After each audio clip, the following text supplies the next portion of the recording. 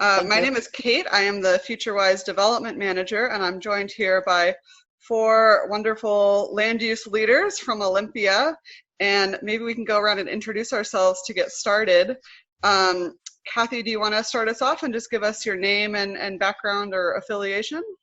Yeah, I'm Kathy McCormick, and I'm a retired regional and city planner. And I worked at the Thurston Regional Planning Council for a number of years, doing a whole variety of things from land use, transportation, special projects, et cetera, as well as serving as long-range planner for the city of Olympia for a number of years.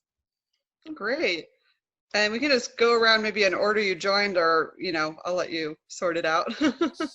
Okay, I don't know if we're all in the same order for each other, but I'm next on my screen. So I'm Dani Madrone. I've been working on a variety of issues in Olympia for over a decade, and most recently a lot of that has been around housing and housing affordability, and also recently elected to the Olympia City Council. So I'm less than 4 months into my term. Great. And I'm Janae Huber, and I'm a co-founder of Olympians for People-Oriented Places. My professional work is in the field of public art and art preservation. And I come to land use as an avid walker and bicyclist for transportation, not just for recreation. So, awesome. I'm Holly Gadbaw. I am a current board member of Futurewise. In my past life, I was on the Olympia City Council for 19 years, and I served a term as mayor. I also worked for the Department of Community, Trade, and Economic Development. It's now called Commerce, as a land use planner. And I was also on the Growth Management Hearings Board for about 6 years. So I have a long involvement in various growth management issues from different perspectives. Yeah, absolutely. Well, the reason we kind of gathered you here together is to talk a little bit about several generations worth of land use leadership in Olympia and Thurston County. And maybe we can start with Holly and Kathy. You two have both been involved in land use in Olympia for many years. You gave us a little bit of your background. How did you work, after the GMA was passed in 1990, how did you work on the ground to implement the GMA in Olympia and on the city council, and also as a planner? And maybe Kathy, we can start with you, because you really had the kind of the planning background in terms of translating the GMA from a state law down to a local level. Well, I can relate it back to GMA. When the GMA was passed in 1990, I happened to be working with a small team updating the regional transportation plan. And the Growth Management Act gave us the go-ahead, not just the go-ahead, but the requirement that the transportation plan had to include land use as well. So that the land use, as hard as it is for people to believe now, land use and transportation plans were done separately. It was an incredibly exciting time in planning because of the fact that in the 80s, all of the new urbanism ideas came out about focusing growth, the importance of street connections, et cetera. All of those awarenesses also about good design and things like that. So it was a really exciting time in planning. So from that, after the regional transportation plan was done in the early 90s, by 94, we had an Olympia comp plan updated under the Growth Management Act. And that was an incredible, exciting time too, because with the state funding, communities were able to do an incredible amount of public process. And we were able to do some really exciting things like developing a land use game where people actually did hands-on work on maps where they had to cite the number of housing units that were needed for the projected growth over 20 years. So from there, after the comp plan was updated, we of course did development regulations, and then I began work years later, as the years went on, as staff to the Planning Commission. So dealing with amendments, rezones, But the important thing was really the additional work that the city did, drilling down into the visions for city centers, corridors, and things like that, and doing special plans and specific plans for different areas, realizing that if this vision was going to become a reality, that we needed to answer as many questions as possible up front. And it was sort of that ongoing work and the awakening that you create a vision, but that doesn't make a vision happen. And here we are 20 years later, more than 20 years later, and we're just beginning to see some of the products and seeing downtown development really finally take off. But it's been painful. There's been ups and downs. There's been opposition along the way. There's been lots of education that's had to happen. And so that's my background, and that's the role that I played. And then, so then you and Holly, I'm curious how you worked together, because Holly, you are a planner by background, but you were also serving on city council. So how did you see that playing out, and how did you work with Kathy and other planners to kind of implement that at the local government level? I'm really a planner by experience. Although what I learned about planning and land use, I learned by being on the city council and being on the Thurston Regional Planning Council and on the utility or lot advisory committee, which was planned the utilities or the sewer system for the region. But I want to back up a little bit. Kathy and I met when we first moved to town in the League of Women Voters. And that and another friend of ours, Linda Hoffman, two things happened during that time. One of it was we worked to change the government in Olympia from a commission to a council manager, which broadened the number or the kinds of people that served on the city council. Before, it was only business people and men, and after that changed, we had women and we had state workers, and that kind of set the framework that and that also put us in contact with all kinds of members of the community, the chamber, the labor unions, neighborhood leaders. And so that way we understood how the community was put together. The other thing, and we all lived in this, Kathy and this other friend of ours, Linda Hoffman, and we all lived in the same neighborhood. So we would run together and we would talk about, the various issues that we were working on. And then one of the things Linda was working on as staff for the Regional Planning Council was a growth study. And in it, we studied a lot of the issues that went into the Growth Management Act, like urban growth areas, density, decrease in cities, decreasing density in rural areas. And out of that, after I was elected to the council, the region adopted the first urban growth boundary. That was in 1983.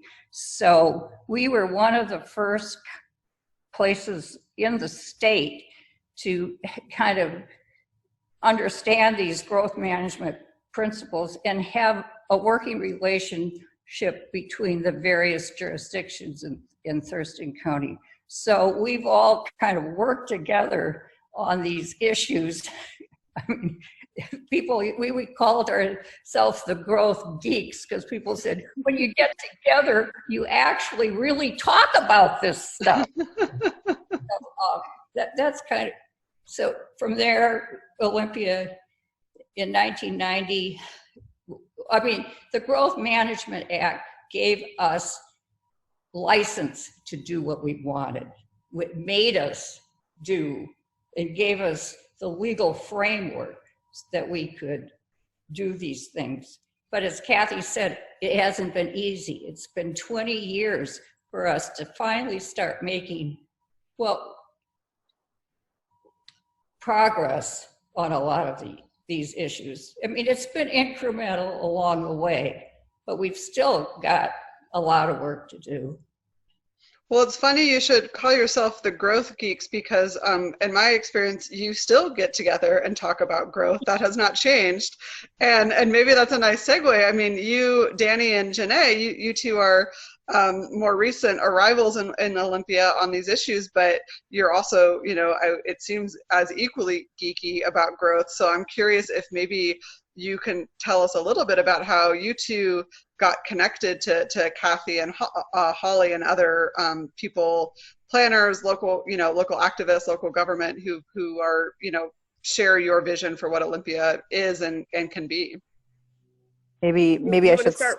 Yeah, I'll go ahead and start. I have to admit that I was feeling in Olympia's last comprehensive plan updates, which were 2014-15.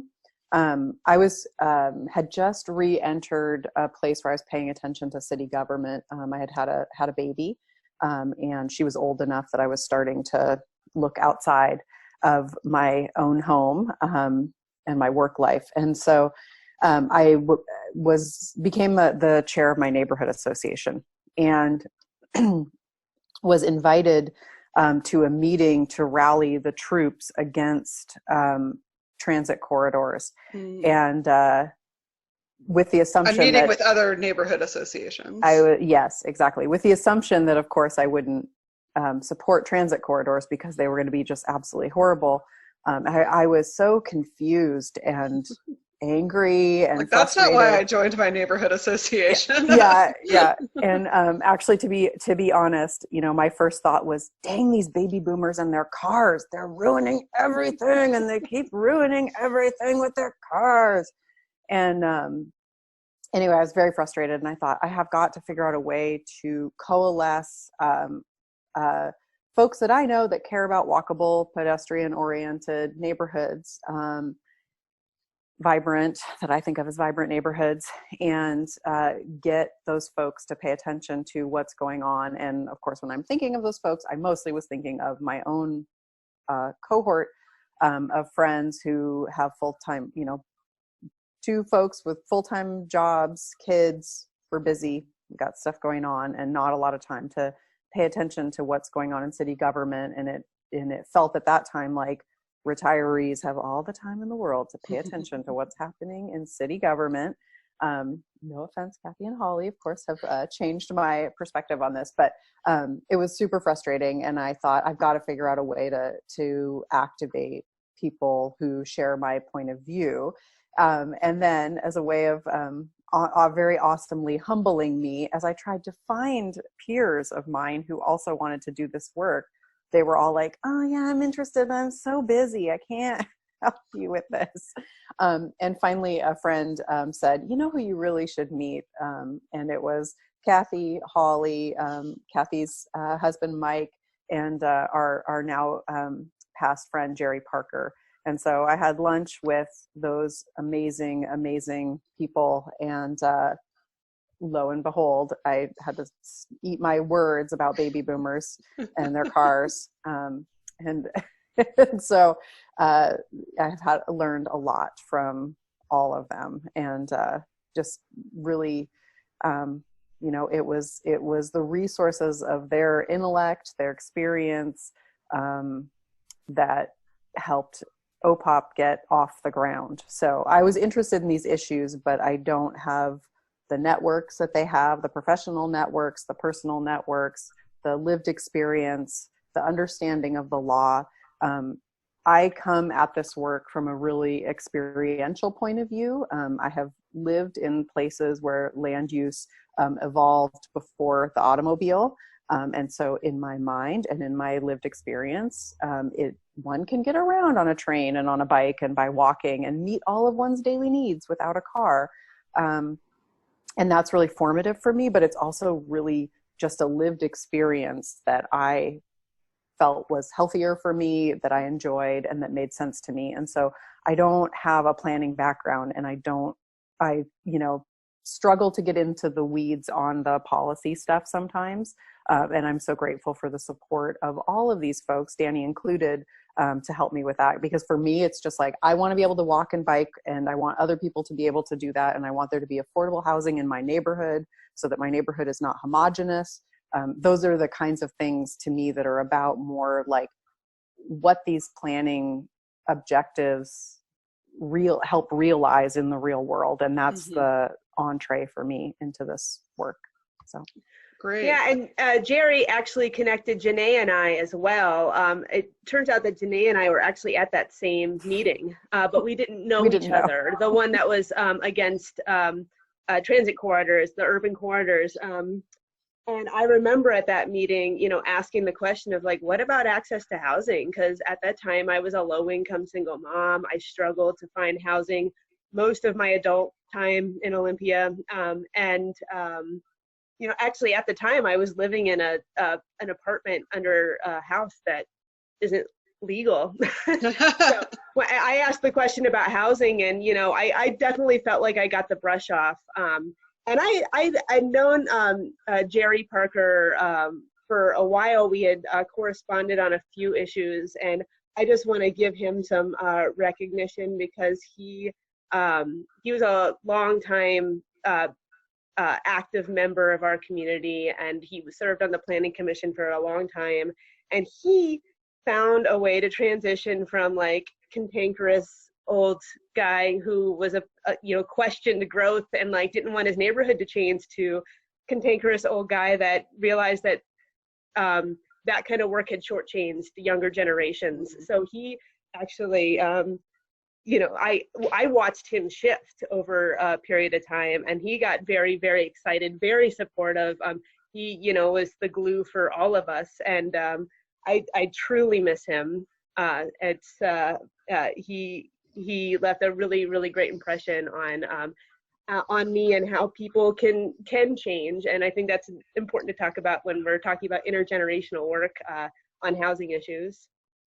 Absolutely. Well, that seems to be a nice tie-in. So, I mean, you all got connected. Janae, you know, you got activated, and Dani, I love that you two were at the same meeting with some of the same issues before you even realized it. And it seems like that kind of helped lead the charge to form OPOP, Olympians for People-Oriented Places, which, you know, Holly and Kathy, you've not been shy that it's been hard over 20 years to really kind of lead Olympia into enacting the planning changes that the GMA asks for and that the community needs. So how did OPOP kind of come about, and what were some of your priority issues in getting formed? Do you guys want me to take that Janae, one? why don't you take that? Since Janae is really the backbone of OPOP, she has been the fire and the ignition and everything else. We've changed from leaders and agitators to supporters. That's great, though. I mean, that seems like that's another nice arc of potential for intergenerational work, right? Is the ability to really pass the torch. They're absolutely critical to the work that we're doing. With OPOP, because it started as this sort of general idea for me of how to, I would say, a loosely formed group of advocates is how I thought of it, right? I thought none of us can carry this water on our own. How do we just make sure that we're helping to let each other know when there are things going on in our various spheres, excuse me. You know, the thing with urban density is it touches so many different issues, and I've expressed the way that I come to this work, but there's obviously also things like, you know, farmland preservation, habitat preservation, food systems. You know, there's so many. Housing affordability. I actually didn't come to this with housing affordability specifically in mind, although it's become a bigger part of this work for me. So I felt like there's a lot of ways for people to enter this work, and OPOP can be the hub for some of that work, but we're all sort of doing work in different spheres, and then it comes together around land use, actually. And so what we initially did was convened a group of 24 people informally to just ask the question, are other people interested in this work? We think that there's something here. We think that we could be advocates. And it was really interesting because we all have such different networks of people. And this was actually in, I think, 2014 or 15. We convened this group and asked the question again, what's here? Is there something here for other people? And the response was really varied. There were folks that were immediately ready to advocate, who were urbanists or, you know, professional planners, et cetera, who just knew like, oh yeah, I'm ready. And then there was a whole group of people, a lot of them are folks that I know from the arts, and they were like, this is interesting.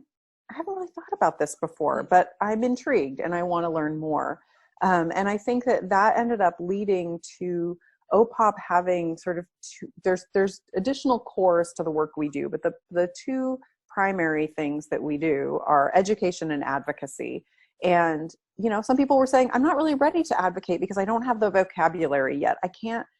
I'm intrigued by what you're saying, but I couldn't go and tell a council member why that was important, or go and speak, you know, at a planning commission meeting. And so we really have followed those two paths with the work that we've done. And it is really interesting to see that when different kinds of work bring in different people. Last year we hosted a month-long series of events called Olympia Design Month, and that was a whole different host of folks that entered into the conversation through Design Month than we see, for example, when we're talking about housing, or when we're talking about sort of environmental preservation and open space or farming or whatnot.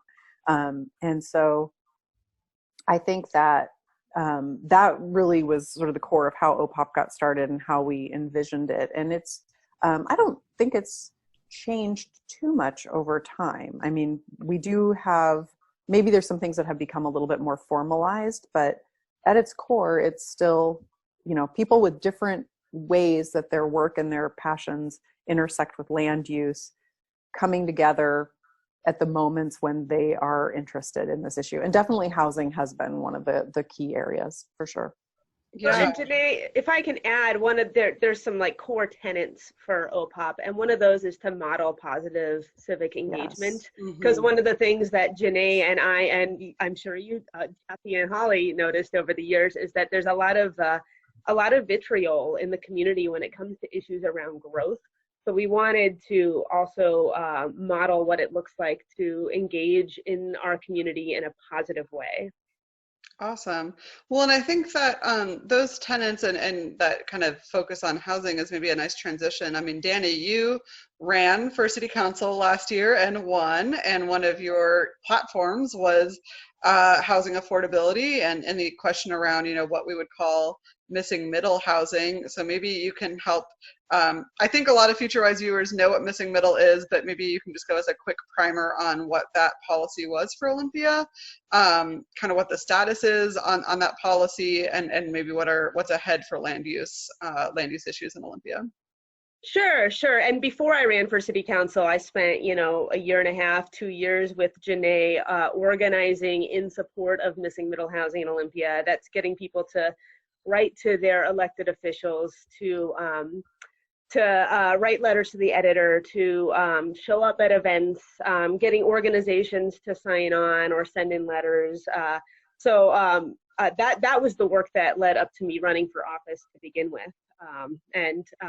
I like to think that election results might be a good indication of broad support for the kind of housing policies that we advocate for.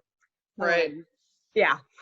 So missing middle housing, just a very, very basic definition is, you know, anything between a single family house and a large apartment building. And in Olympia, that specifically meant things that were in scale with our neighborhoods that are predominantly single family home. And that includes accessory dwelling units. I'll be referring to those as ADUs, duplexes, triplexes, courtyard apartments, single room occupancies were part of that. So that would be, you know, a building where somebody rents a room and there's a shared kitchen and or bathroom. So Olympia worked very hard on developing a series of amendments to housing code that would legalize or remove like some extreme barriers to building this kind of housing, so that we can do gentle neighborhood scale infill in areas that are already developed as single family housing. And it's a good thing to do because it makes good use of infrastructure that's already there. It makes more room for people who do want to have that neighborhood experience. You know, not everybody wants to live in an apartment downtown, which is where we're seeing a lot of new housing. And a lot of those are, you know, 1-bedroom apartments or studios too. So, you know, more places for families to live. There's an intergenerational living component to this. You know, what if somebody is retired and they don't need a single family home anymore, but they don't want to leave the neighborhood that they, you know, they lived in, you know, for most of their lives. So the whole aspect of walkability and just people being able to live near where they work. These are all various reasons for, you know, needing to do these kinds of policies, not to mention that it's part of our comprehensive plan to do so. And so what happened with our policies once they were approved, this is before I was on city council. I was not on the council that approved the missing middle ordinance. It was invalidated by the Growth Management Hearings Board, and I won't get too much into the technical reasons why. It has to do with environmental review and a couple of issues that you know, maybe Holly or Kathy can get into if we want to talk more about that. But that decision is being appealed by the city. But in the meantime, we are pursuing housing code amendments through HB 1923. So I was just going to ask you about that. Yeah. Yep. Yeah. So so this is you know, it's scaled back from what we as a city, you know, there was a lot of public process that went into creating the missing middle legislation, and it's unfortunate that we are facing so many barriers from taking policies that were created by this community and implementing them. But now what we're working on is what is prescribed through HB 1923, and it includes more flexibility around duplexes, triplexes, courtyard apartments, and also removing barriers for ADUs. I don't think it'll be as impactful as what as the previous legislation, but it'll still be a step forward. And some other things, you know, just general land use. Actually, let me go ahead and say that work is a bit delayed. Our last planning commission meeting was canceled, and that was when the staff recommendations ran to come to the planning commission. So this is all related to COVID-19. But at our last city council meeting, we did approve a contract with a local architect design firm for pre-designed accessory dwelling units, pre-approved by the city, except for site-specific stuff. And I'll give the city of Lacey credit where it's due. They started this, and we are joining on along with the city of Tumwater, so that when somebody wants to build an ADU, and when we're able to remove some of the barriers that would prevent them from being able to do that, like parking requirements, etc., they could come down to City Hall and look through some pre-approved plans. So they don't have to bring on their own designer. It simplifies the process for a person who's not a builder to come in and say, I want that one, and then they can get connected with somebody to get connected with financing, get connected with a builder. So that'll simplify things some.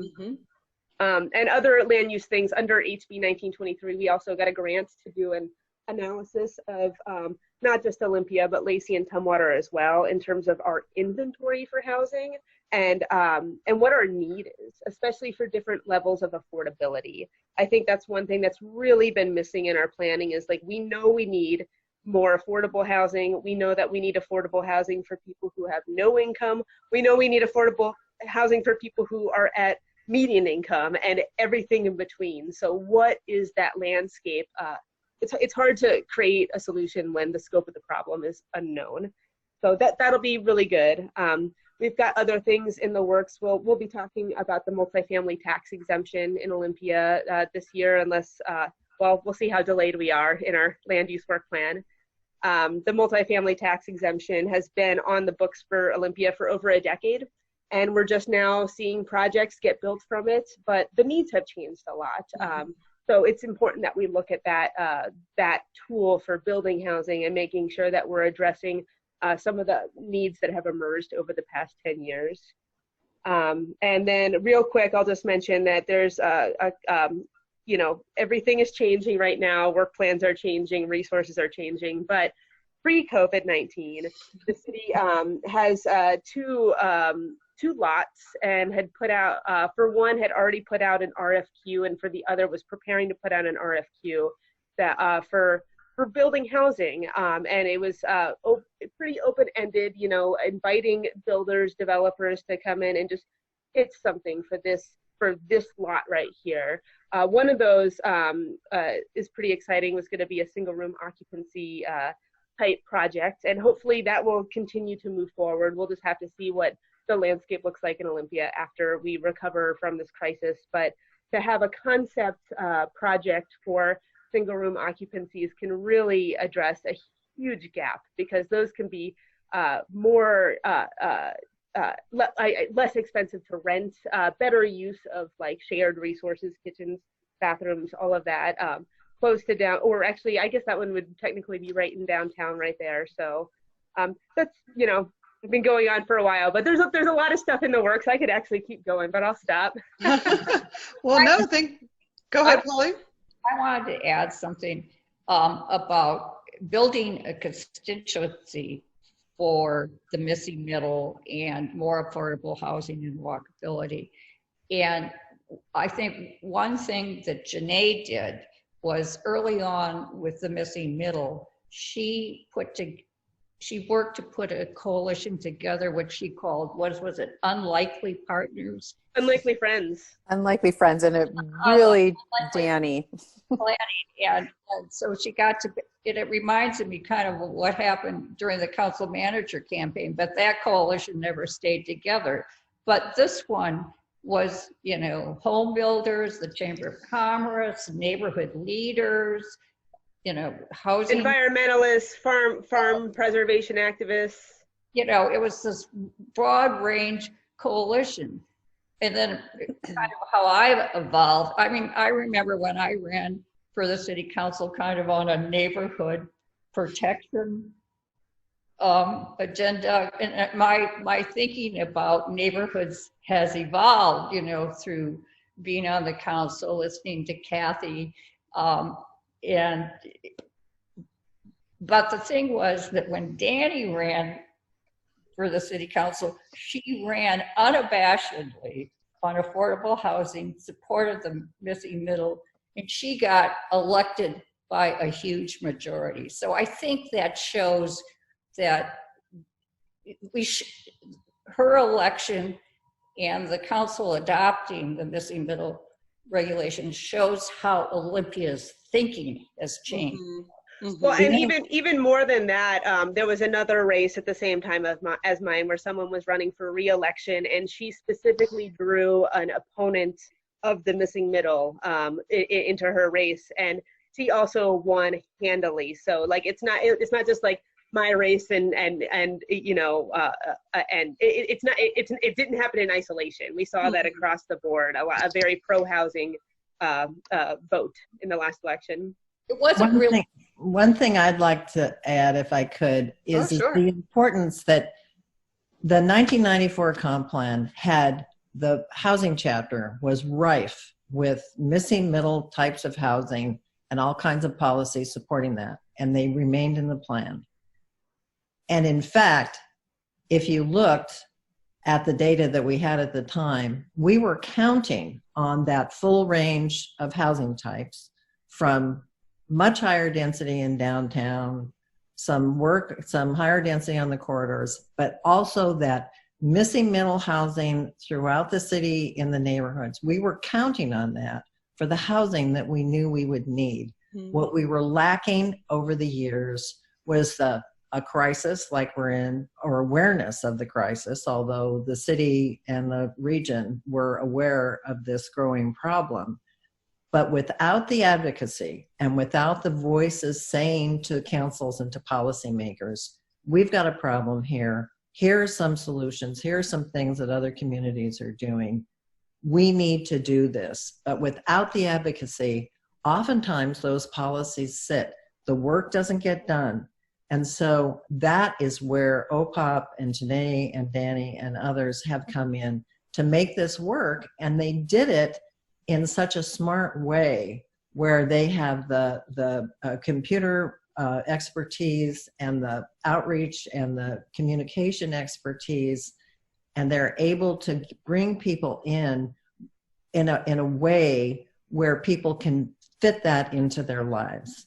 So, and the other thing I wanted to say is the OPOP education, which maybe Dani and Janae and Holly can speak more to. The education evenings that they have had over a number of the last several years have been incredibly successful. Tours, evening conversations with panels on everything from the hard realities of how do you take a development idea through completion, and getting people to understand how that works and how difficult and complex it is, and all of the issues that need to come together to make it work and what the roadblocks are. And then also tours of accessory dwelling units, getting people into these places, walking around neighborhoods, finding out, oh, you know, maybe this could work, or maybe I could do one of these in my house. So the education, the advocacy is what is making this work. Yeah, well, that's a, oh, go ahead, Holly. Principles of OPOP is to support elected officials that are doing good things, to get up and support them. And that's one of the guiding principles also. Because otherwise, all you hear from are the people who say no. Mm-hmm. And then in the absence of a strong yes, there's not a lot of political willpower to do what needs to be done. Well, I mean, I think that's kind of a nice transition to, you know, zooming out a little bit about why we wanted to have this conversation, which is that, you know, Seattle and cities all over Washington are dealing with growth in pretty remarkable ways. And a lot of that is being felt in the housing market, but it's also transit and open space and schools.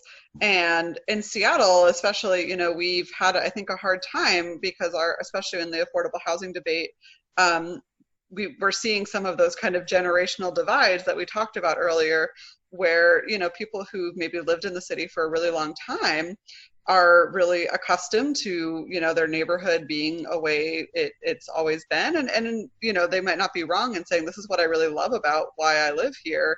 And they're finding themselves, you know, we're seeing a lot of headbutting with people who are younger, who are maybe renters or aspiring to buy a home. And that, you know, we've had less success kind of building that group of unlikely friends that you've talked about. And I loved when you listed the constituencies there, because that's just like a laundry list of the Futurewise constituencies, right? Because it's just the constituencies of people who care about good planning practices and concentrating growth in responsible ways. So I appreciated your talking, Kathy, about, you know, the real value and impact of education. And I'm wondering if, you know, if there are any kind of final words of advice, or, you know, what you found has been most successful, or you think other communities could replicate in terms of building bridges between people who, you know, a city that represents what people really love about it, but also can really clearly articulate and enact a vision for the future. And Kathy, especially, I mean, I had no idea, and I really appreciate you bringing that up, that the housing types that you knew you needed to accommodate for the growth have been on the books for a long time, and what you didn't have was a robust constituency to advocate for it. And so I know that Seattle and cities big and small across the state would love to be able to kind of replicate that vision in their own community. I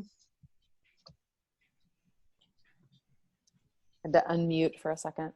I'll start off a little bit, but I think all of these folks have something to add to this. You know, I feel like OPOP is an awesome picture of some intergenerational work, and I do feel like it's very useful to have the core group represent different generations, because again, we each have different networks of friends that we can call on and persuade and bring to the table when we need to bring people to the table. And so I think that is important, but I also would be exaggerating if we weren't clear that the generational divide that you see in Seattle exists here. I mean, when any of us go to a planning commission meeting where folks are talking about housing issues, the generations that are saying we need more housing, it's every generation. it's retirees living on fixed incomes, people who live on Social Security. It is, families who would love to buy a house and have a yard for their kids who can't afford it. It's young people. It's everyone. But I think I would be remiss not to say that the opponents generally do fit a category that are older homeowners. And so that generational divide, it exists in Olympia as well. And I think it looks very much like it looks elsewhere. But I do think that drawing your leadership group or your core organizing group from folks of different generations is really helpful, because again, we do touch different parts of the community. We're connected to different parts of the community. And so when we need to get people to show up to meetings, we have the opportunity to reach more diverse community. And I think that is really important. I also just want to say that, we modeled our coalition actually on Seattle for Everyone. So, so we're learning from each other. We are learning from each other. Exactly. Futurewise came down and gave an awesome evening presentation about that work happening in Seattle. And it really was before Missing Middle was moving forward in Olympia. And it really was, for me anyway, the model of, how do we get unions, environmentalists, builders, like, how do we get all these folks to the table? Because these things matter to all of these different groups. And these are, and Unlikely Friends, I should give a shout out, is the name of a band of a friend of mine. So every time I would think about this group of, I would go and spend time with an employee of the Olympia Master Builders, which is not a group that I necessarily see myself affiliated with typically. I would think, and someone else who works in homeless services, I would think, man, we are a group of unlikely friends. And so anyway, a shout out, that is actually a band name. It's not something I came up with on my own, but we can throw their band camp in the comments if that's they right. want to But plug. it fit, that name just kept coming up as we would sit down with people that we wouldn't normally work with. And also just to say too, like, hey, we don't agree on, all the issues in our community, but why wouldn't we work together when we do agree? Like, why? Mm-hmm. And so here's an opportunity to build bridges. And I've been really grateful for that. I think it's been a really good experience, but it really was actually modeled on Seattle for Everyone. So thank you. I also think that, Janae, that a meeting that you pulled together, and we actually had a facilitator, I think, at that meeting, or maybe you and of the Unlikely Friends. And that was to agree on the contents of a letter that was then put together, that everybody signed, and that we were able to give to the city council to show the diversity and the number of people in the community who were behind this missing middle, the importance of getting this into the conversation and into the work that the city did, and through adoption. And I think that was an incredible way. Once again, it was an organizational feat, but it was an incredibly successful meeting. I don't forget how many people were there. But I think that was key. And once you have a group that is articulate, can make the case, can be there and show up at meetings, which the other thing that Dani and Janae have been masterful at doing is you get people to show up at meetings, because as Janae said, many people who may agree with you are really afraid of the fact that they're going to go to a meeting and be the only one, and everyone else is going to be against something. And so I think that showing that there are other people, you can get more people to participate, but people have got to feel safe. Mm-hmm. I think there's another layer to the advocacy that happened around it too. So there's the Unlikely Friends, where you bring people who, are specifically interested, who are paying attention, and bring them together as a coalition.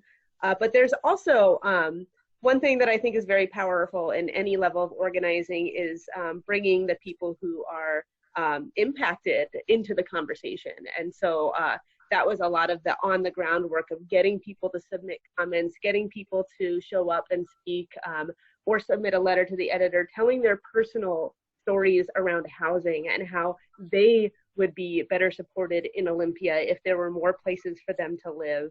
And that kind of gets beyond the whole, like, we want this and we don't want this, you know, that the diametrically opposed conversation. And it's something I like to call like the missing middle of public engagement, getting the people who wouldn't normally, like, you know, even think to come and speak to their city council around their struggles with housing, and getting them to show up.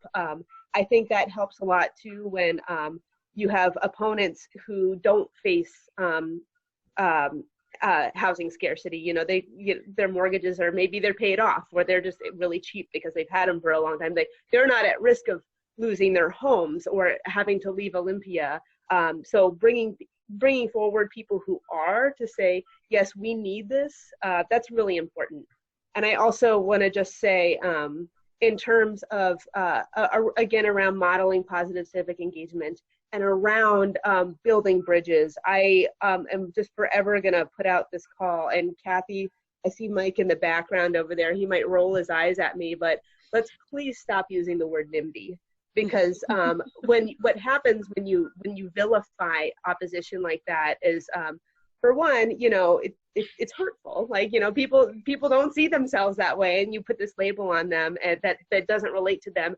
You're not ever going to open up any kind of conversation to happen. If there's any chance that it's going to happen, it's getting shut down when we use labels like that. But also, people who are in part of that missing middle of public engagement, they watch labels get thrown around, they watch animosity grow, and they don't want to get involved in that. Like, it's not compelling. So that'll be forever my plea. Like, let's stop using these pejoratives to describe opposition, because it in the long run, it is not helpful. Holly, do you have any final words, especially, you know, having served on council and now seeing OPOP grow? I mean, what do you see has been really successful there?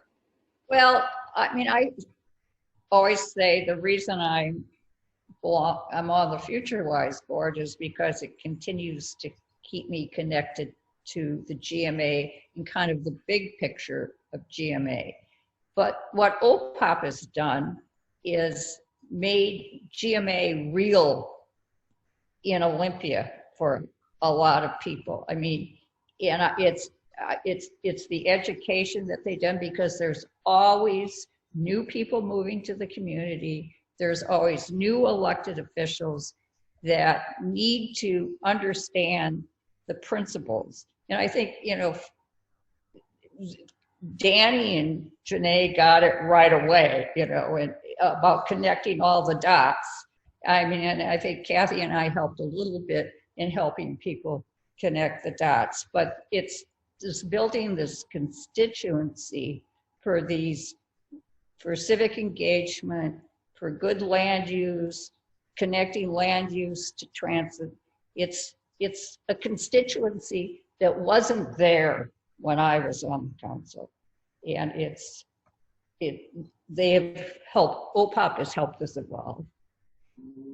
Well, I mean, Kathy, did I see you wanted to chime in? Well, I just wanted to follow up on what Holly said. I think part of the great thing about OPOP coming along at this point, between 2012 and 2015, the Thurston region was one of the very lucky 45 or 49 communities around the whole country that got a sustainability grant from, was a consortium of HUD, federal HUD, Housing and Urban Development, the Transportation Department, and others. And we were able to spend 3 years talking about sustainability and what it meant to the Thurston region and create a vision.